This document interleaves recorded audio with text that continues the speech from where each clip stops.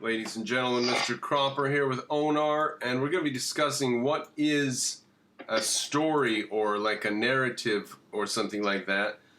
And I just want to start off with my basic definition of why I think we need the larger story or narrative, and then I'll throw throw it to Onar.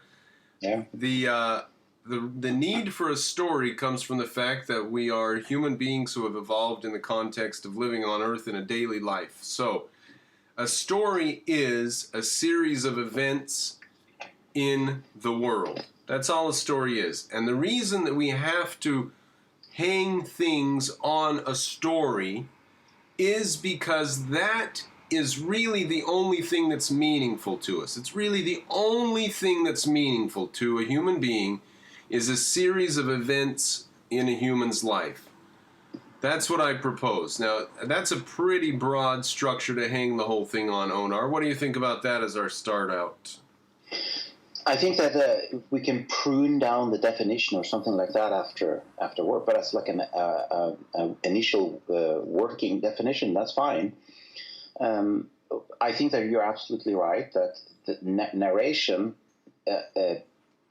is like this string of events in time. In a real person's life. So we don't like to hear stories about things that have no volition involved. So a story to us is not then it rained and then this rock fell down and then a plant grew up and then another rock fell and then the rock became covered with leaves. That's not a story. That's that's a chain of events where there's no volition involved. But we do learn and study those. For example, the Big Bang. But you're saying the reason that story would have any meaning is because it ends with us being born. Now, in this case, when we're talking history, that's different from telling stories. Okay.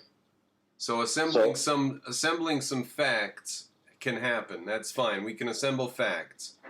But and just a string of facts in time, that can be history. This happened, then this happened, then this happened, then this happened. That is just like looking out the window and saying, oh, it's raining, so that you're filling your entire field of view with information. And you can fill your time view with information. And that's just a string of events.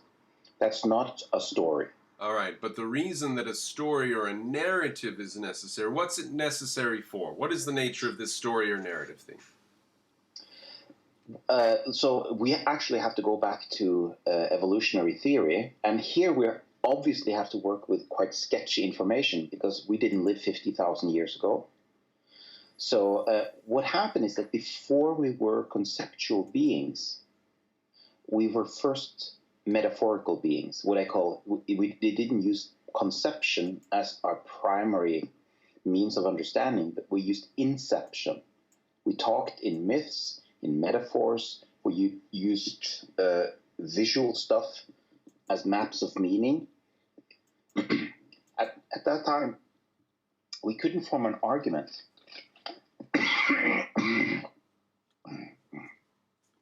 We were pre-language.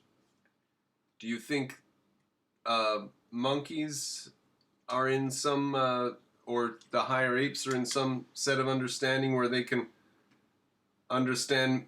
Do you think they're in a metaphorical situation? Because when a monkey gets old and passes away and it sees its caretaker for the last time, that's a very emotional situation. You've probably seen videos of that sort of thing, right? Do you think they're in a situation where they are understanding things on a metaphorical level or something like this?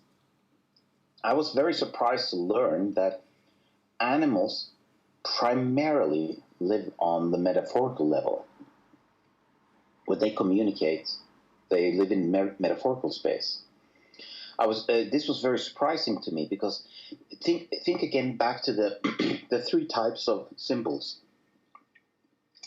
Pictograms, which appeals to your perception, and then you have abstract symbols that appeal to your conception, and then you have indexical symbols that appeal to your what I call inception. or metaphorical consciousness. So that means that they are able to use indexicals?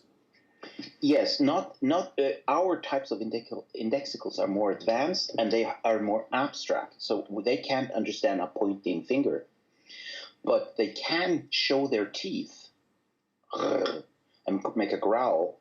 And the teeth are an indexical for danger, like I'm about to kill you. All right. So they do. So that okay. So fair enough. That indexicals are okay. Okay.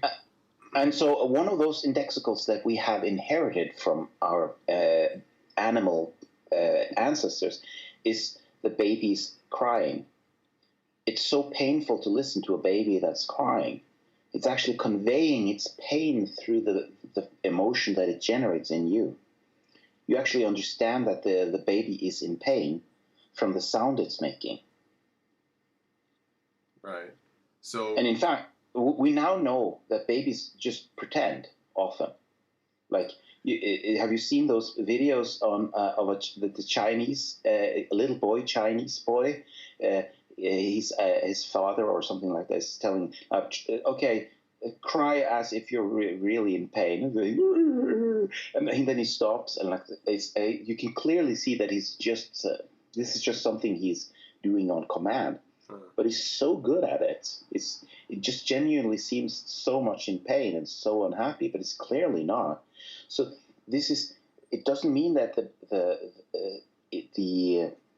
baby actually is in pain, but it's using this as a technique to manipulate the emotions of the mother, who's very sensitive to that kind of, also the father, but especially the mother. It's like, there's something wrong now.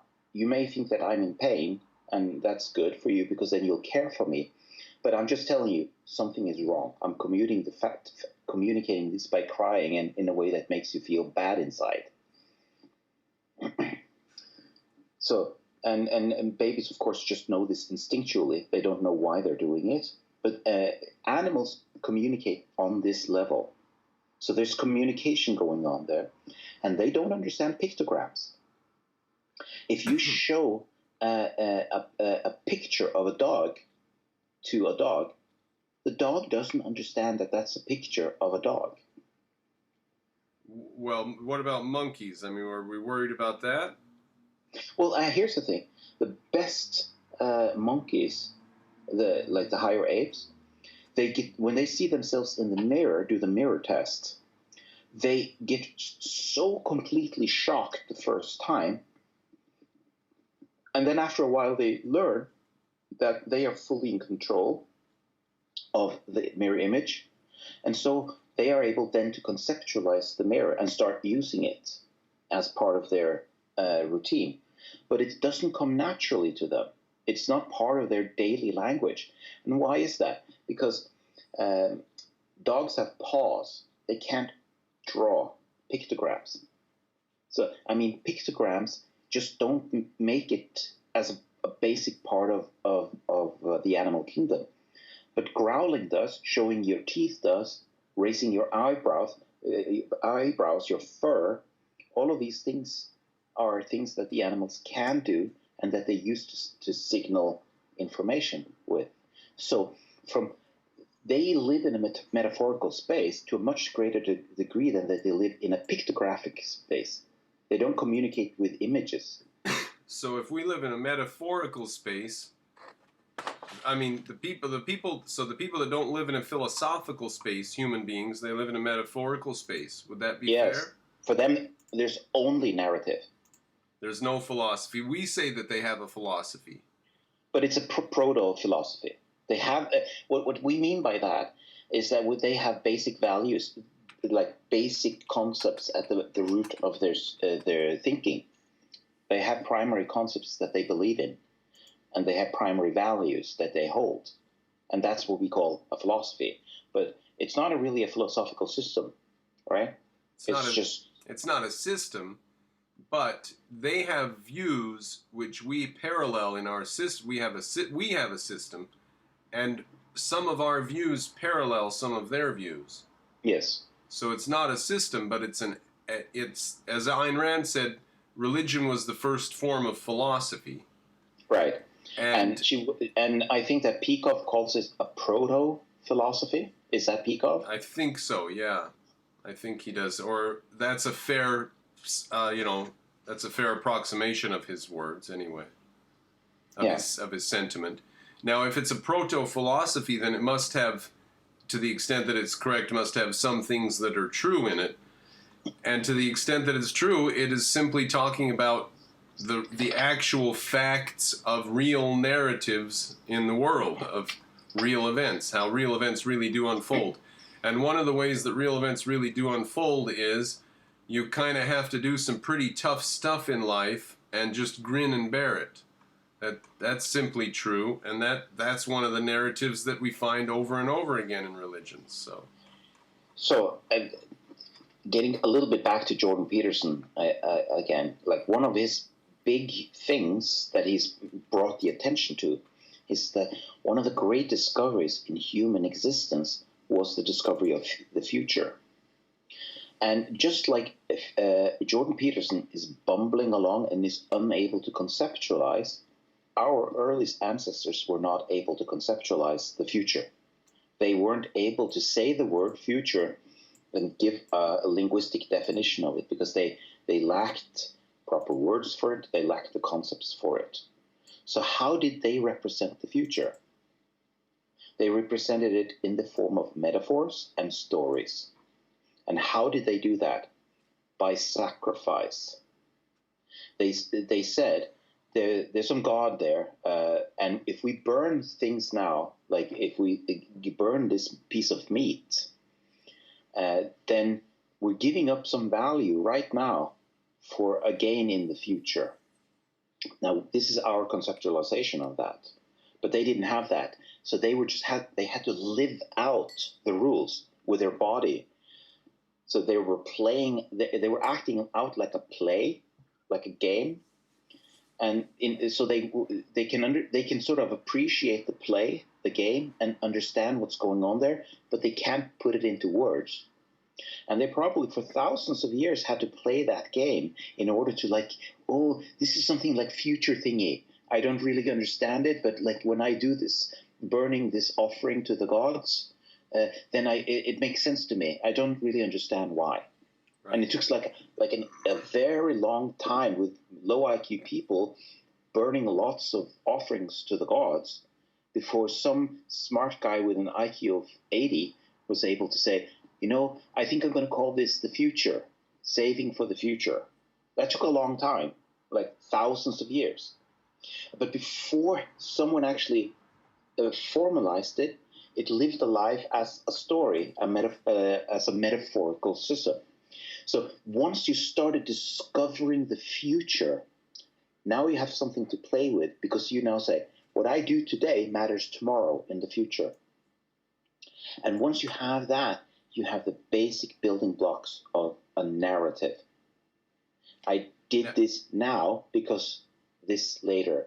Now, sacrificing those animals fit within the narrative of those people because they could see disasters happened sometimes and things went well other times. And what's the difference between those? Somebody must be angry at me, therefore I'll try to appease them. And so it fit a large story in their mind of, and now they couldn't, so the basic mistake they make is not conceiving of nature as an impersonal thing. They anthropomorphized nature. Now, anthropomorphizing nature just makes sense for someone with a low IQ because they can't think of a reason for things to happen except somebody wants it to happen. Why does the tree grow? Because it wants to grow. Why does the wolf eat? Because it wants to eat. Why does the sun go around then? Because somebody wants this to happen. So they automatically put a narrative of humans, willpower, and events. And that's what a narrative is. It's humans using their willpower to act out events. That's story after story after story. Even God moving the sun and the earth. All of these things are narratives of this is the way that humans understand things, as a willpower affecting reality. And we can actually, there's a word for that. It's teleological. Purpose. Goal-oriented action. Yeah. So anything that's goal-oriented is a narrative. So we need teleology. Yes. Oh no, of course. I mean, Period. this is not controversial among objectivists that you need to have goals in your life. Period. Full stop. We need teleology. Period. Yes. Full stop. And that's what Jordan Peterson's all about. Yes. That's teleology. That's his whole message. That's his only message. You can say that, yes. If you're going to abstract out the whole spiel into one word, it's that, teleology. Now, objectivism has that in a cubbyhole on the side. We say you do need to have values. Well, yes. Maybe it's not a cubbyhole, maybe it's one of our features, but it's just part of it. And that's the whole spiel that Jordan Peterson's after. And what I'm saying then is that we have actually not been paying attention enough to this. I mean, Ayn Rand talked a lot about the importance of art, and she talks about the man as the heroic being, and you can only be a heroic being if you're a hero in a story. So all the stuff is right there in Ayn Rand, but we, as you say, we keep it in the cubbyhole. Yeah, maybe that cubbyhole is an accurate way to say it. Then we do so we have it, but we sort of need to bring it out and maybe wear it on our head a little more. Yes, I like that. We are now completely going metaphoric off the charts here. You're not meant to carry metaphors too far, as Dawkins said. Yes. So narrative is when you have a goal-oriented action, you have a purpose, you have a goal, and when you it's not just that it's not enough to just have this. So to distinguish this from just any kind of goal, like you can always say that I'm full in my stomach and therefore I need to go to the bathroom. Yeah, it's sort of a story, but are we really going to trivialize the term story to mean every goal-oriented action? No. So because we already then have a word for that, which is goal-oriented action. That we don't need to use the word story for that. Story is when there's conflict involved. When we're faced with good and evil, with life and death, when there's conflict between values, and we have to use our judgment and our free will to really work out and carve out the future. It's not given in advance, and we really have to struggle with where to go. Now, we humans love to hear those kinds of stories about heroes struggling with conflict. Now, right now, Jordan Peterson's weaving a narrative where you can be the hero of the story simply by going to church every week. That's one way of doing it, at least according to Jordan Peterson, and he's appealing to a lot of people for doing that. Now, of course, he's not saying that you should just go to church, because he doesn't go to church himself. But this cleaning up your room part, that's the first step in starting your story, right? Well, just be normal and do the mundane things and try to be a regular citizen is his sort of the takeaway that a lot of people are going to take from it. And one of the things they're going to take from it is I should be going to church every week. That's, I should be down there meeting the people in my community and helping the community, being part of the community, blah, blah, blah. Yeah, definitely. That's going to be a takeaway for a lot of people. Even though Absolutely. Jordan Peterson himself doesn't go to church, but a lot of people are going to conclude, well, then what I ought to do is I ought to go to church and take my community more seriously and be part of it or something like that. So a story has... the first story, we don't know exactly when it emerged, but something in the vicinity of 50,000 years ago. And when I say 50,000 years ago, that is something that we would say that's a recognizably human story, roughly speaking. And the first stories were just bumbling away, but it rapidly developed into more than that, and it's probably intertwined with our linguistic ability. We, uh, uh, we developed language. Notice that even a sentence is a proto-story. Okay. It's a subject, verb, and object. That is kind of what I was driving at before. With human beings, have to have a basic way of thinking, and the basic way of thinking is in a story, because humans go about the world in an events, and a sentence is an event in the world. Not just an event, but an action performed by a person. Well, the tree fell over. Yeah, but we started out by language. We're borrowing the structure from actions of humans and projecting it onto trees. Right. Okay. So sentences are the micro version of a story. Yes. It's, the fact that we need a sentence, a complete sentence with a period at the end, is an echo of the fact that you're getting, when you get out of bed in the morning and you have kids and you go about your life, you need to have a sentence there. Not word fragments or phrases, but what is your sentence that your life hangs on? And yes. That's your proposal. And this is fractal, so that you have these sentences hierarchically nesting up at higher and higher levels. So this one little fragment of an action, a sentence, is nested within a paragraph, which is nested within a chapter, which is nested within a story, which is nested within a set of stories, and so forth. So we have a nesting of stories. We're weaving through time these narratives, which are storylines. Right. And we need it. We need to do it. We can't live life without it. And at some level, if I say to someone, you can't live your life without using sentences, that sounds almost banal, right?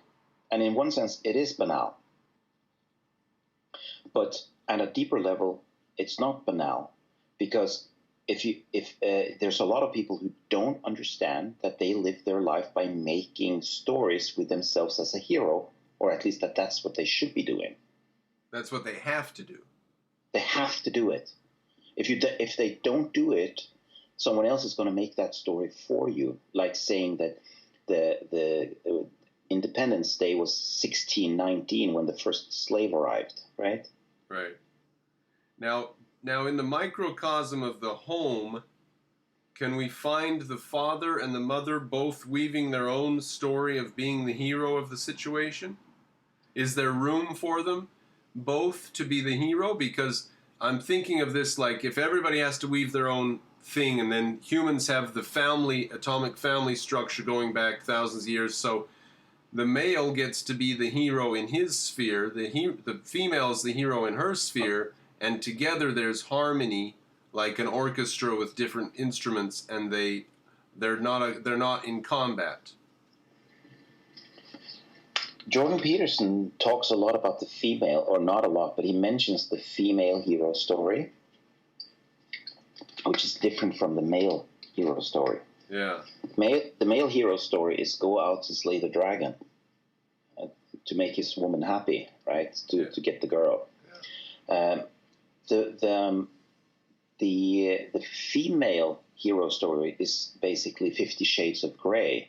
It's to tame the beasts.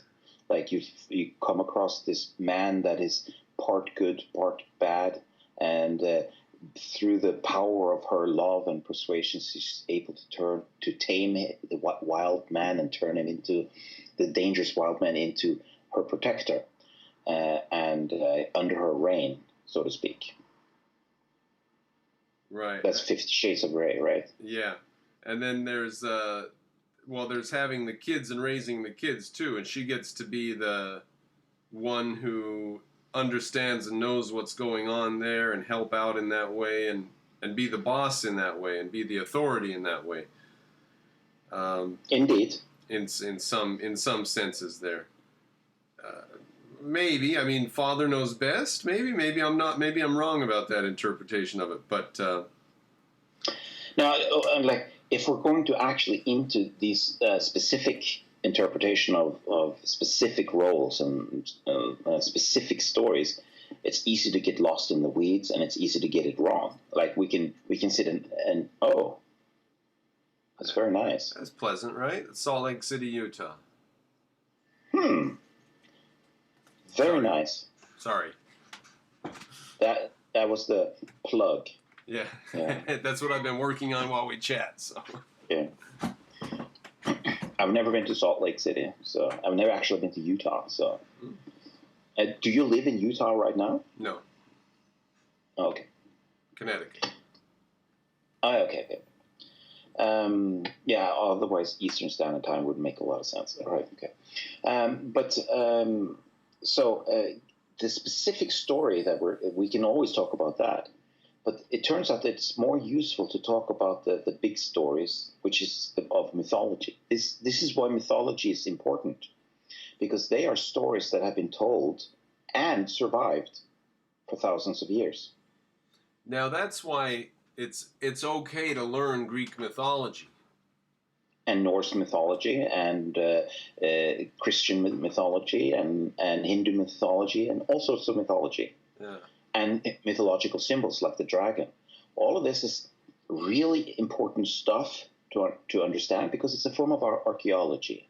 Japanese I like Japanese proverbs. Proverbs as such are nice to learn, because it's a form of archaeology, of finding out what people have found out in the past, and they've left us. Proverbs are really nice, like fall down 7 times, get up 8 times.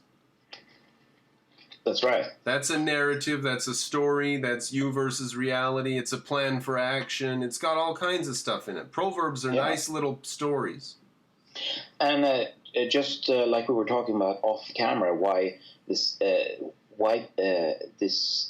story in the Bible about turning the other cheek has such appeal is precisely because it is a conflict between a person and another person, and there's action going on, there's choice involved. What are you going to do? You're literally faced with 2 options, right?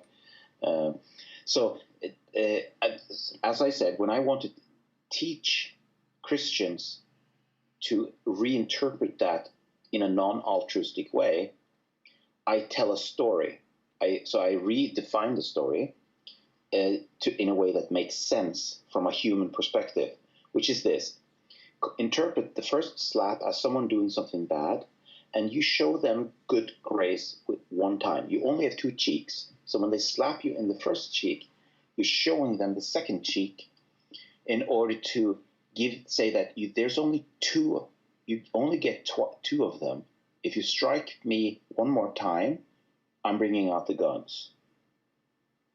But if you now don't slap me, then I will tolerate that you slap me the first time. We don't see where they bring out the guns, though, in the Bible. He just says, turn the other cheek. Yes. And you're just trying to give it the most generous reinterpretation you can? Absolutely. And because, I mean, there have been lots of people doing that, because, like, some say that you strike people with I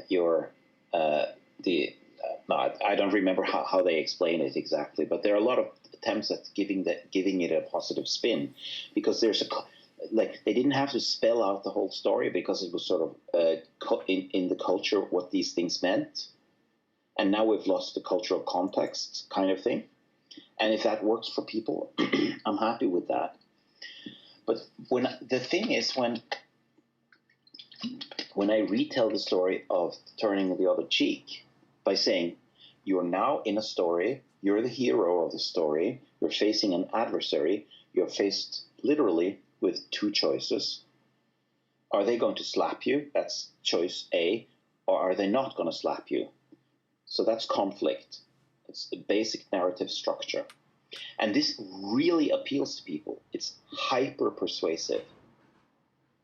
And because it just goes straight into the metaphorical part of their brains, and you don't have to actually say much there, because now they can picture themselves inside this narrative.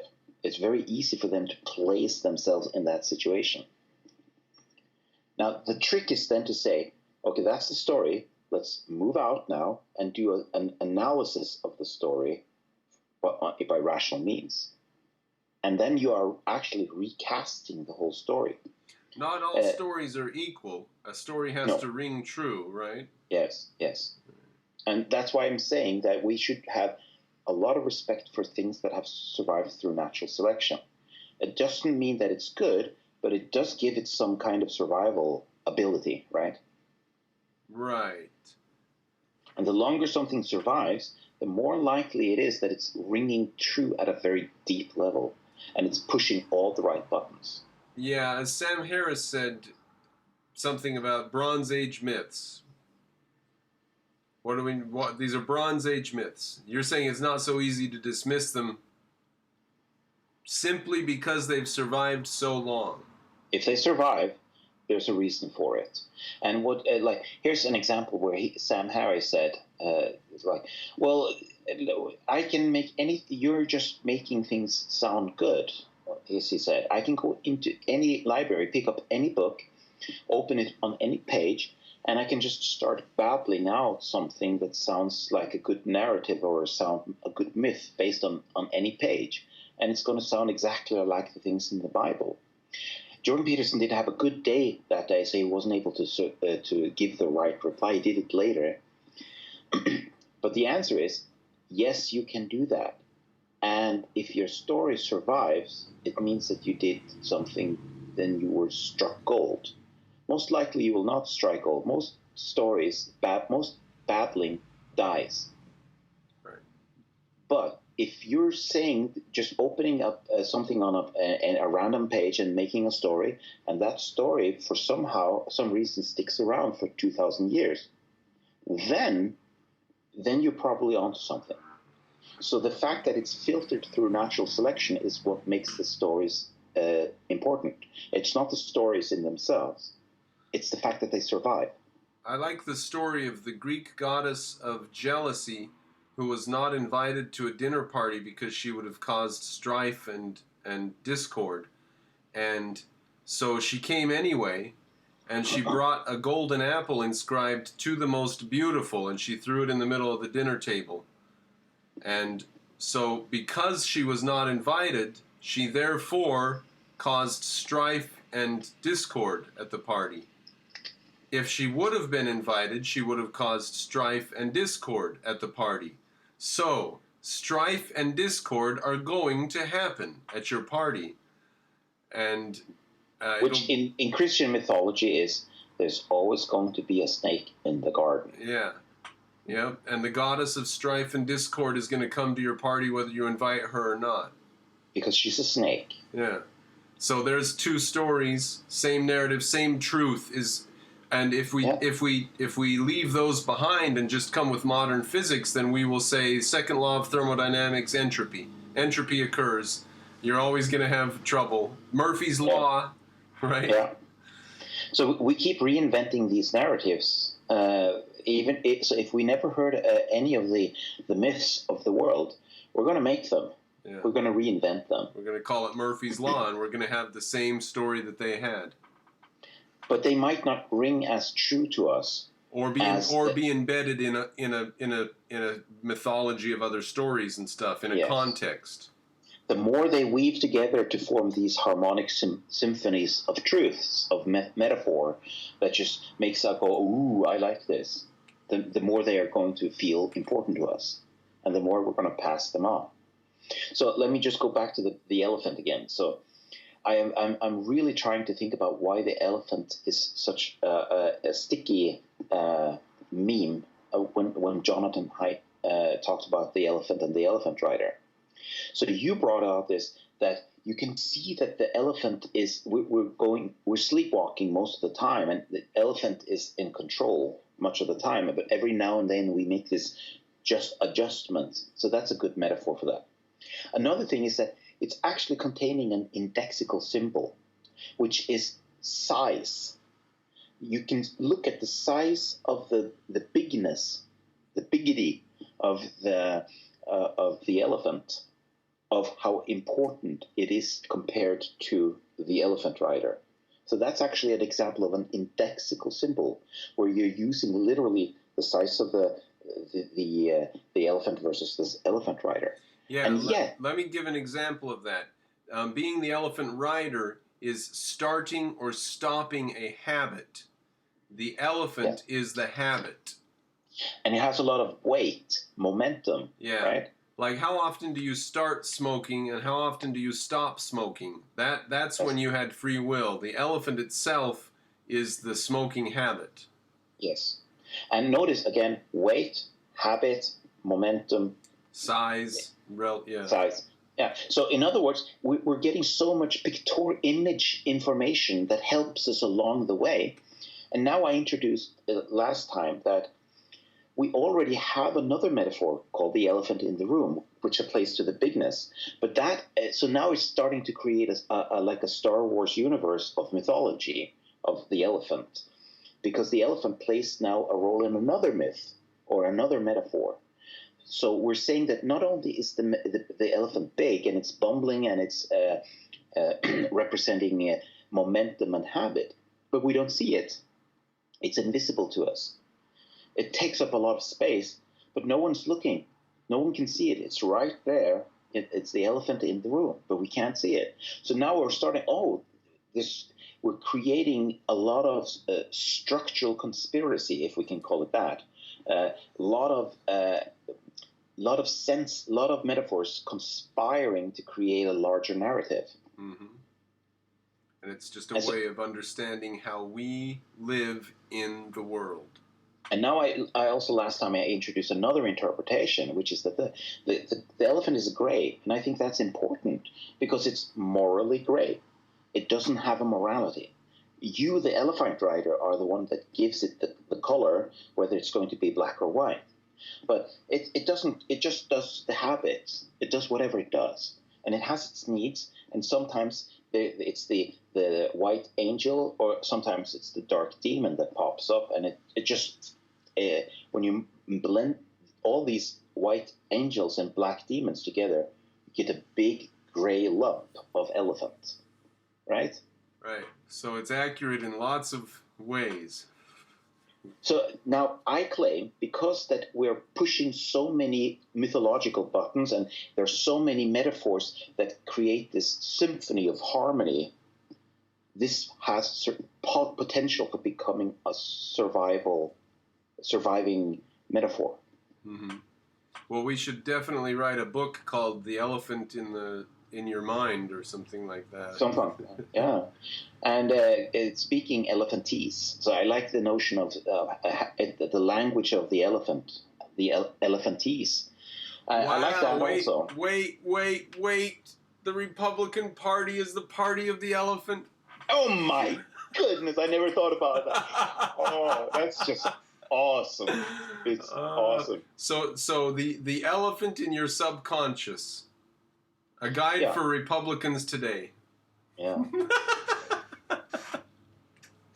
Wonderful. All right. And excellent.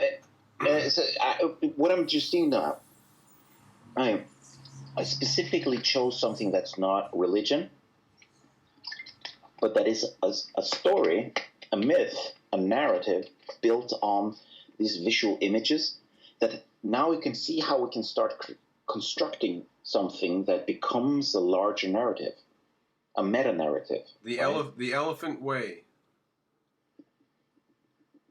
Something along those lines. And the elephant rider is like the important person here, even though he's so small.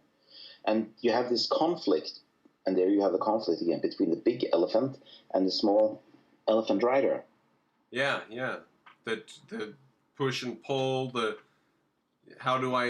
what actions do I have to take to get what I want out of life? No, what actions do you have to take to get your elephant to do what you want it to do? That's the conflict there. That's right. So this is just an example, and it's just to illustrate how story building works. And now notice how I'm not talking about story building in the novel sense, because that's like an even more refined things. Like a novelist will do precisely these things in much greater detail for a specific purpose of entertaining you, right? Whereas I'm now talking about sort of a narrative in the mythological sense, because we're not actually saying that the elephant started here and went over there and it did this and blah blah blah. It's not an actual story. Well, you say the novel's for entertaining you. So yeah, okay. A story that is babbling, there are novels like that, they disappear. A story that's not babbling, that echoes, will stick around. Crime and Punishment will stick around. Atlas Shrugged would stick around. Yeah. There's The Mill on the Floss is a book that will not stick around. It's just a babbling story. But The Passion of the Christ is probably going to stick around. Yeah, it clearly has. It clearly moves people. It echoes something. Okay, so I'm sorry I interrupted your thought, but I just wanted to work on that bit there. You said a novel is a story, but some novels don't speak to people. And yes, that's right. Like, I just wanted to say that creating a good novel is different from just being in this, creating the universe. Like if a novelist would say that they call this world building. Yeah. But if your world doesn't echo reality in any way, then it's going to be hollow or wooden or fall flat. Yes. So, for instance, one objectivist that I really like is Terry Goodkind, the Sword of Truth series. I strongly urge anyone who wants to read objectivist material that is like a novel to read Terry Goodkind. It's fantasy, but especially some of those are just beautiful pieces of art and like presenting objectivist philosophy. And in some of them, he doesn't go into the objectivism part, but he portrays a Kantian world and so forth. So it's very, very interesting to follow him. And he introduces magic as his backdrop. So magic, he is living in a magical world, but the world building makes it clear that magic is just another set of rules. It follows the laws of magic. There are laws to magic. Uh-huh. So when people are born with the gift, that is a metaphor for intelligence, if you like. So you have gifted people in this magical world. They're born with a special gift for magic, and that is equivalent to being born with a high IQ in our world. But then he actually then goes on and say that there are pristinely ungifted people in his magical universe, people who are born with zero magic, and he purges them to another universe and a little bit like that. That's fun. Okay, so the point in one of the things he talks about that I was really, really struck by, I'm not going to give too much spoilers, but in one of his novels, he talks about there's something wrong in the world. Someone has created a machine that doesn't belong in this world. And in fact, it's anchored in the underworld. So he has this machine in the underworld, and it's generating lots of troubles in the real world. And so he has to. The story there is to go and destroy this machine and sever the link to the underworld, so that the underworld doesn't bleed into. So the veil to the underworld can be healed. Now, I know that this sounds very like, what's this?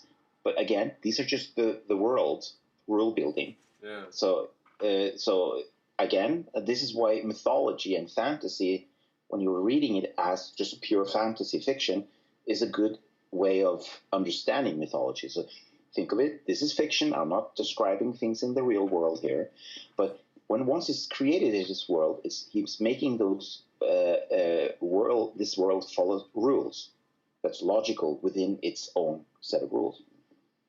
And one of the really nice things that happens when he destroys this horrible machine is that you get a star shift. And I was immediately struck by the terminology. So I could feel that this was striking like a really deep chord in me, that the positions of the stars shifted in the sky. So the rules of the game changed. So now the rules of magic have changed because they severed the link to this machine that had corrupted the world. And therefore the star constellations literally changed in the sky. And it's referred to as the star shift. And I could just feel all my mythological good places tickling and tingling when I hear this. Now, because where is this? Is the Earth a spinning planet world? I mean, my science brain kicks in and I say, well, how would the stars shift? What does that mean? Now, notice that this has nothing to do with science. It wasn't a scientific part of me that was tickled. Right. It was a mythological part of me. And what does it refer to? Then I just realized what he did there is to take the essence of astrology. Astrology.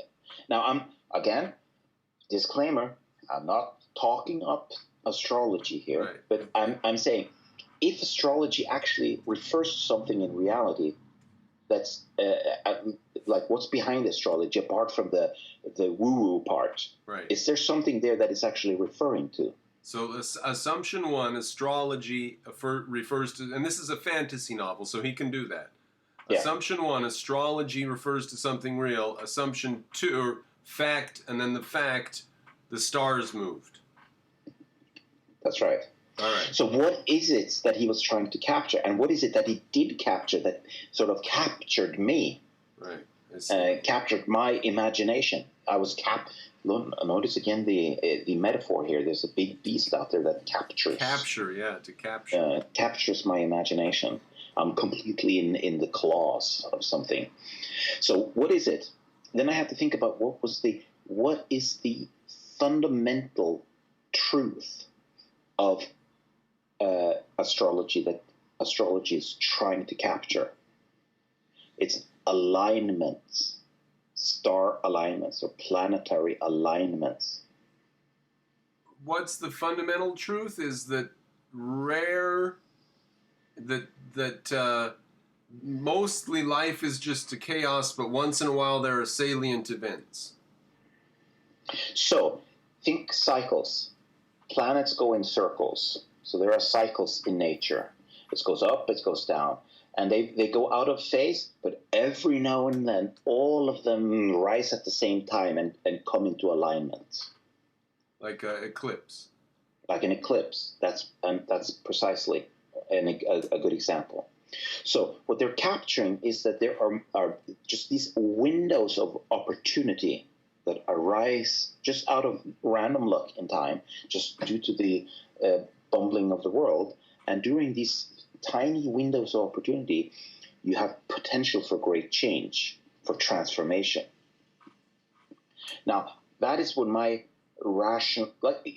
so for the new intellectual, we'll call this rationalization, or my subjective interpretation. That may be true.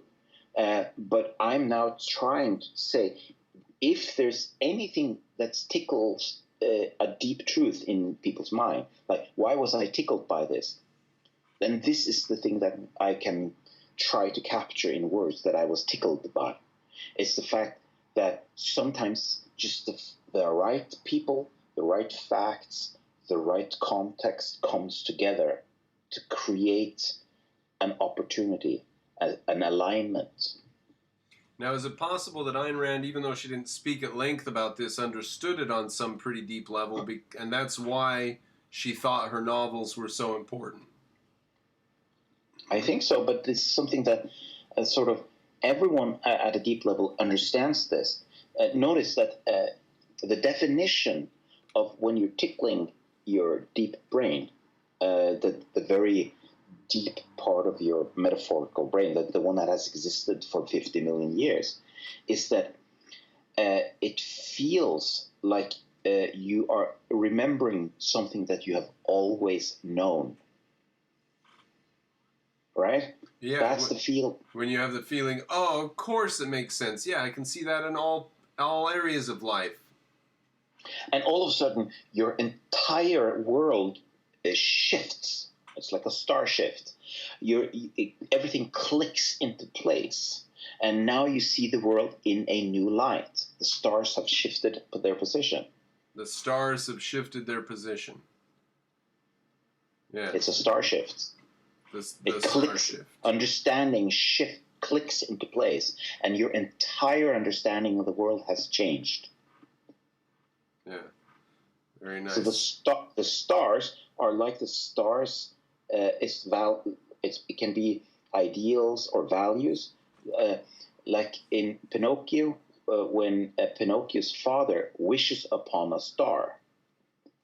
Which is one of the, like, Jordan Peterson has done an analysis of Pinocchio, Disney's Pinocchio. Yeah. And he makes a big point out of this wishing upon a star, aligning yourself with a star, a goal, an ideal that you're working towards, right? Yeah. So what is that's a star is the guide that mariners use. You find it. Yeah. And you find it in the Bible with the three wise men who's guided by the star, blah, blah, blah, blah, all that stuff. And so when I read the word star shift, it just, felt there was something I didn't know, just like with the elephant, there's something there. I don't know why I feel that this feels so important and salient to me. But now I know that because we are metaphorical creatures, this is how salience works in humans. It rises to the level of feeling very important when you push the right buttons in your subconscious. And we're pushing the 50 million or 100 million or 1 billion year old part of your brain, then it feels really salient, like a revelation. Revelation is pure salience. So why did star shift strike me so hard? Well, I just explained it to you. When you're wishing upon a star, the star mythologically represents an ideal. It represents your understanding, your goal in life, that which you're striving towards. So star shift means a realignment of your basic understanding of the world, of your ideals, of your goals. So as star shift has nothing to do with the physical world. That's like, if you just say, oh, that's not possible, stars can't shift, then you're completely missing the point. Stars are mythological creatures. Stars represent ideals. They represent something that you're looking up towards your star. And up is the higher ideals, right? That's why the stars are up in the sky. And heaven, God, blah, blah, blah, sky, all this up in the sky thing is up and up. Mountain, Moses up on the mountain, up always represents something higher, literally. Well, for mariners at sea, the only way to get there safely is to sail towards a star on the horizon, because otherwise you can't keep your bearings. Nothing on the planet helps you. You have to go towards the stars. So therefore, stars also plays a role in as part of, like, it weaves into with real world events of stars, if stars are important in the real world, like in navigation, then the word navigation comes into the mythology of stars. Navigating towards the star, navigating towards the star. The three prophets navigating towards the star that led them to Jesus. Wishing upon a star, aligning yourself, star alignments. To get across the vast deserts with no landscape features, they used the stars. They only had the stars. Yeah. So notice how now that if you're just listening to this as from a physics point of view, you're completely missing out on all the stuff I just said. Right. And you started out there. Well, I don't understand physically how that's possible. And I say, physics has nothing to do with it.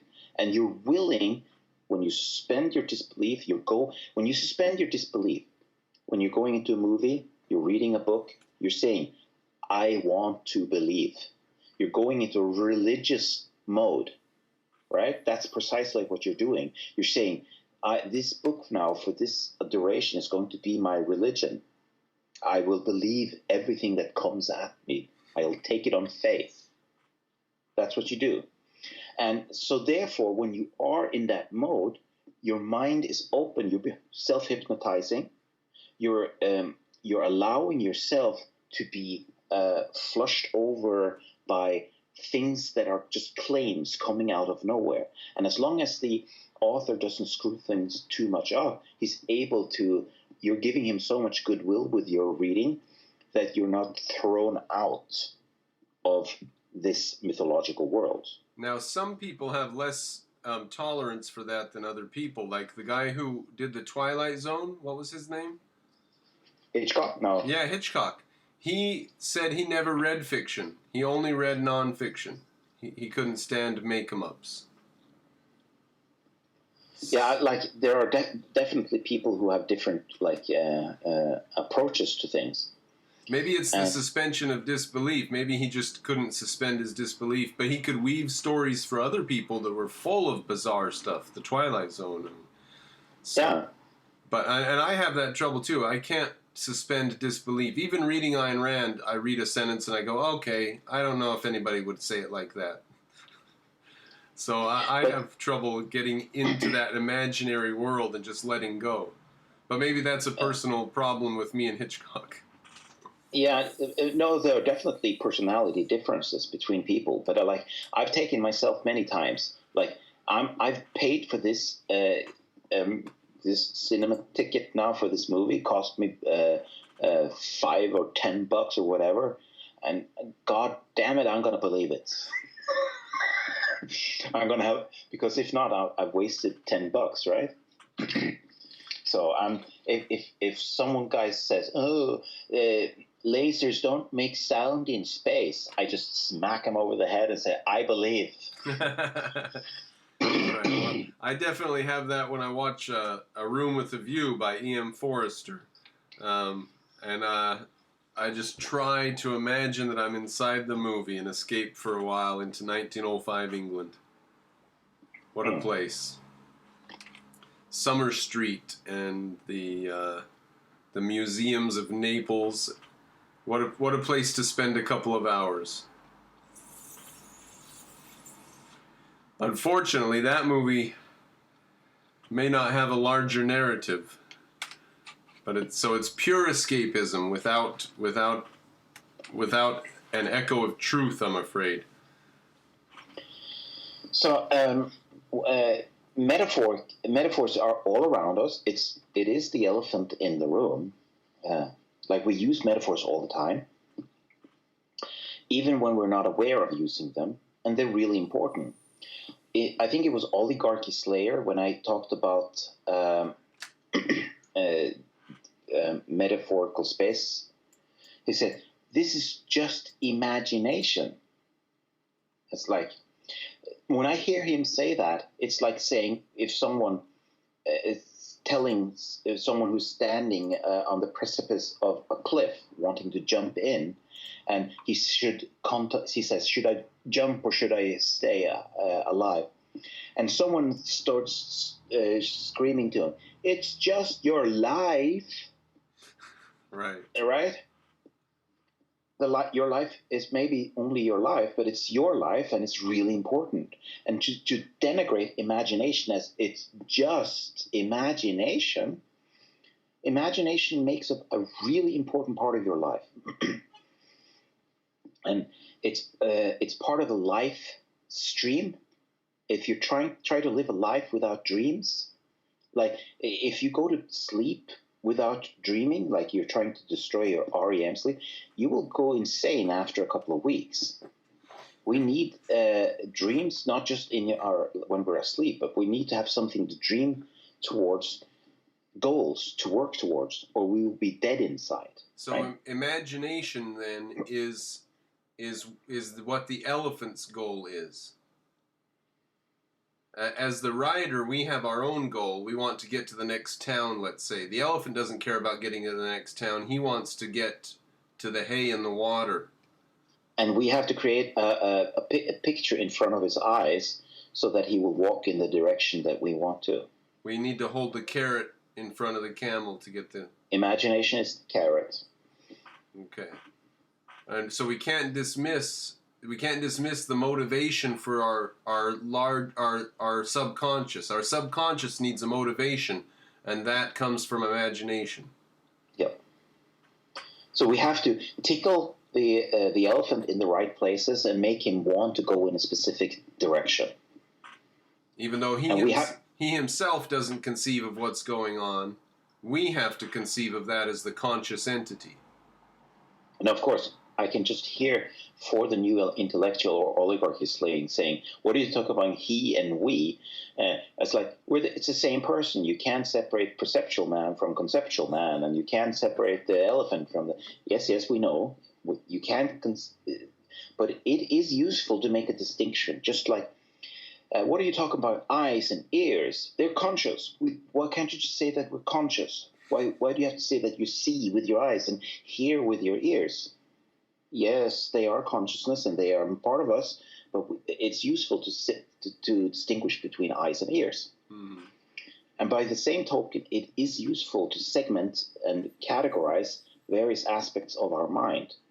And now you're using metaphorically a personification of the elephant by calling him a he or an it. Like, it becomes a persona different from you. Now, that is a story technique.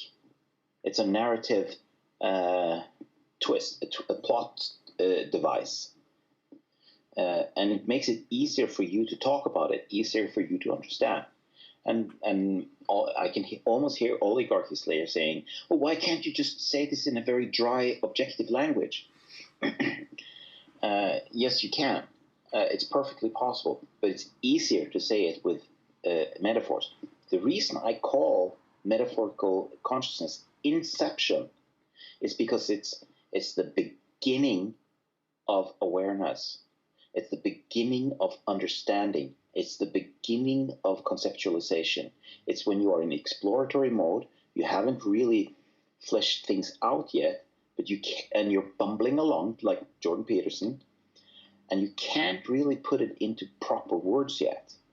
But you can just tell a story, and you can use metaphors to help you, guide you along the way.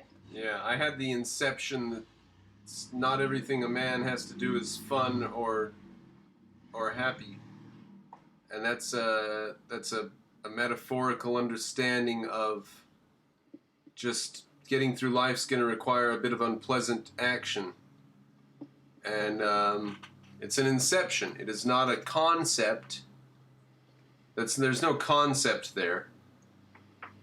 It like you're bringing it towards, like, it's approaching conceptual knowledge. It's tickling conceptual knowledge, but in and of itself, it's you're seeing yourself. You're at work. You're not having fun, but you're doing it because you have a goal, and it makes it all worthwhile because of the goal. Well, so you're out there fighting dragons, and it's a story. Well, I want to you cast it in too positive of a light. It was the case of putting a cat down and killing a cat. Yeah, I understand. And so that's just a nasty, nasty chore. What's the positive end to that? To put the cat out of suffering? That's part of it, yes. So that's a positive spin on it. So there's not, I mean, that's not, for me, that's for the cat, except I don't want to see the cat suffer, but it's still the cat. So that's just a nasty chore that I had to do because the cat was in my care. It was just a nasty, nasty chore. So, like I say, you put it on too positive of a light. I was at work and it was difficult or something. No, killing this cat didn't have any paycheck at the end. It didn't have any... It was just a horrible, horrible thing that had to happen, or else, if I wouldn't have done it, I would have been a worse person for allowing the cat to suffer the way it was. Right. So that's an inception of the distasteful, occasionally distasteful things that life puts in front of you, and you have to, life drops you in a thorn bush and you have to get out. Period. Yes. Notice how you're telling this in like a story-like manner. Right? Every step of it has to refer to some other type of story. Yeah. So, and before you are at the conceptual state, my hypothesis, this is a hypothesis, is that almost all types of understanding must first go through some kind of metaphorical stage. Not all, but a lot of it. Yeah, I think that's pretty. I think we do grasp things first as a metaphor and work them out. Yeah. So and in fact, like they live on us as dead metaphors. And I can give you an example. And like people say that there's no metaphors there are no metaphors in Atlas Shrugged. Well, think about understanding. There was the giant tree. The giant empty tree. But take the word understanding. Okay, all right, to stand underneath something. What are you standing underneath? You're solidifying, you're holding up, you're standing under the truth, the higher of gold, like up where the stars, yeah. Right? Well, it means to give it a solid base. Right? Yes. To understand something is to give it a base to stand on. Oh, okay. That's the other one. Solid base. Yes. What is standing on it though? The truth. Yes. Yeah. So understanding it itself is a metaphor. You're saying, does Atlas Shrugged have metaphors? Of course it does. It's chock full of them. Atlas Shrugged. He shrugged. What do we mean he shrugged? Shrugged what? Yeah. Strike. What do you mean? You go on strike. Yeah, it's full of metaphors. Absolutely chock full of them. So the title of the book is like one giant metaphor, and not just a metaphor, but it's the summary of the book. It's a narrative. So it's not just a metaphor. It's actually a little tiny story. Your days are numbered. The calendar on the skyscraper. Your days are numbered. September 2nd. The empty oak tree that blew over. That's like altruism. Looks imposing but empty on the inside. Shall I keep going? How many metaphors are there in the book? The golden cigarettes. Wyatt's dollar torch. Sign. Wyatt's torch. Wyatt's torch is another one. Yes. Separating good from evil. Galt's Gulch. It is. The train scene where you're literally crashing all of society in a train. It's a train wreck. Society is a train wreck, right? Yeah. They're on track to disaster. How is that not a metaphor? Motive power. Yeah. Engine of the engine of the world. The engine of the world. Yeah. It's a metaphor for the mind. Oh, come on. The whole book is a symphony of metaphors. First mover, right? Who said that there were no metaphors? Was that Oligarch Slayer? Who said that? I can't find any metaphors in Atlas Shrugged. Can't think of any. Yeah, he said that. Now, well, let's not laugh. No. Well, I'm laughing because when I read that, I said, maybe he's right. Maybe this metaphor thinking is a sloppy way of thinking. But now we're looking at it. No, it's a symphony of metaphors. Metaphor after metaphor after metaphor after metaphor. And you can't see it because metaphors are the elephant in the room. To use a metaphor. A metaphor. A metaphor about metaphors, yes. All right. So if you look through Atlas Shrugged, I just took the word understanding, and you can just start on a micro level to go word by word and say, how many of these words refer to old dead metaphors like understanding? A lot of language is metaphor, but like have said before, it refers to something at the end. So like under refers to a perceptual thing you could point to. This is under that. So that we can use as a basic to build our metaphor with. Standing, we know what that is. 2 feet on the ground standing. Yeah. So to put understand together is a metaphor that comes from 2 perceptual level facts. So notice that in words, that's extremely close to being an indexical symbol. It's actually abstract because it's written in letters that are abstract, but you can actually make this into a visual representation. You can have some kind of idea standing on top of some pillar. Well, just go learn Chinese philosophy or Chinese writing. And but what I mean is, like, you can actually make a visual, like Atlas with the world on his shoulder. That's like that would be an indexical. Right. Yeah. A lot of Japanese and Chinese writings are indexicals. Yeah. Like friendship is 2 people holding hands in some strange way or something like that. And discord is a house on fire and things like this. So, so definitely a pictograph is a way of thinking about these concepts do get written in actual pictographs in extant cultures today. And not just pictographs, but not like a pictogram where a dog is represented as a dog, but where 2 people holding hands is not. That's 2 people holding hands, but it actually represents friendship, right? So the friendship is what they're pointing towards, but they're represented as 2 people holding hands. So the pictogram, if you only interpret it as a perceptually, you say, oh, there are 2 people holding hands. Right. But you're not saying friendship. It's like just 2 people holding hands. But when you're interpreting it, those 2 people holding hands are pointing to the idea of friendship. Then it's an indexical. Now that's a sentence. They are friends. Oh. And friends means something. So it points to a real world meaning of human events and human actions. As a story, it tells a story. It tells a short story about 2 people and their relationship. As everything has to. Everything has to tell a story about human actions. So what I'm saying is that what Ayn Rand did in her life with Atlas Shrugged and Fountainhead, and was to show us really how powerful and hyper-persuasive stories, well-told stories, can be. But we're not utilizing it.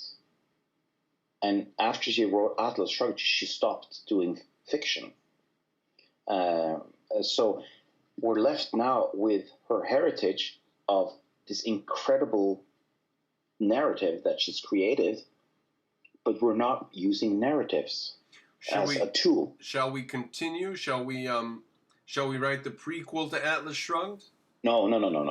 Absolutely not. We don't have to muddle up her worlds like that. But like using art, using storytelling, and using mythological concepts,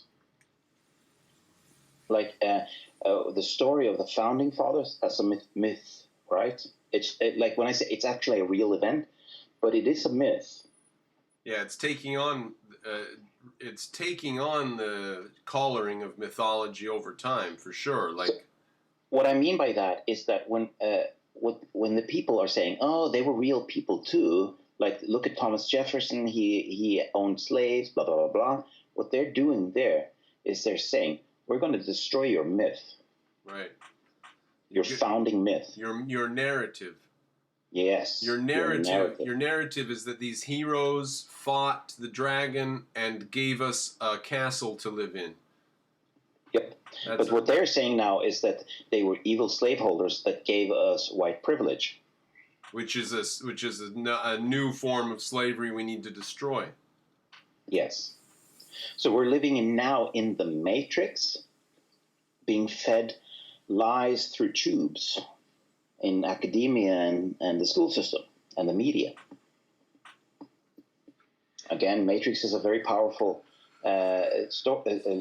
very powerful metaphor. This is why red pilling has become such a big concept. I was just going to say, there's red pill, there's white pill, there's black pill, there's blue pill, and I don't even know what they all mean. There's too many. And they bread pill.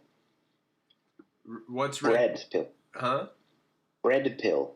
What's red pill? Bread pill is becoming Christian. Bread? Yeah, bread. To eat the wafer? To eat the... Bread, yeah. The communion? Yeah, bread pilling. Oh, God, that too. So now that's... So the Matrix is a metaphor that is just too strong and speaks too... It echoes too much, so it can't be... We can't get rid of it. It's stuck with us. It's sticky. Yeah. And just the fact that the way we know that it's a sticky metaphor is that everyone talks about red pilling and metaphor being in the, it's a glitch in the matrix. And getting woke. Yeah. Yeah. Waking up, yeah. Because it's like waking up from the matrix. Yeah. Finding out that the media is all lies. Yep. All right. Well, there we go. That's what a narrative or a story is. Have we accomplished our goal to give a statement of that to the people that are upset about it? I think we have, and I can just sort of end with saying that my goal, at least, is to say that if you're just talking dry objectivism, that's good, that's fine, it's very academic, and we need that, it's important, and there are people who need to do that work. But in order to rally the base, it has to be fueled by metaphors, by stories, by narratives. And it's not given in advance what that narrative is going to be. Like the Founding Fathers is a great narrative. Fighting the evil communists is part of that, and so forth. But so, like, I'm not saying I have the recipe here for this is the narrative to do. I'm just saying we need to bring into our focus metaphorical thinking. You're saying we definitely need some narrative. I mean, I would suggest that the post-World War II narrative has become the mythology of World War II. It has become a mythology in itself, the Nazis versus the good guys. Yeah, that's a modern mythology. Yeah. It's based on truth, but it's a mythology just like the Founding Fathers is a myth. Yeah. It's not just a truth, like facts. It's become part of our story. There we go. All right, that's what a story is. All right, let's draw a line there. Goody goody.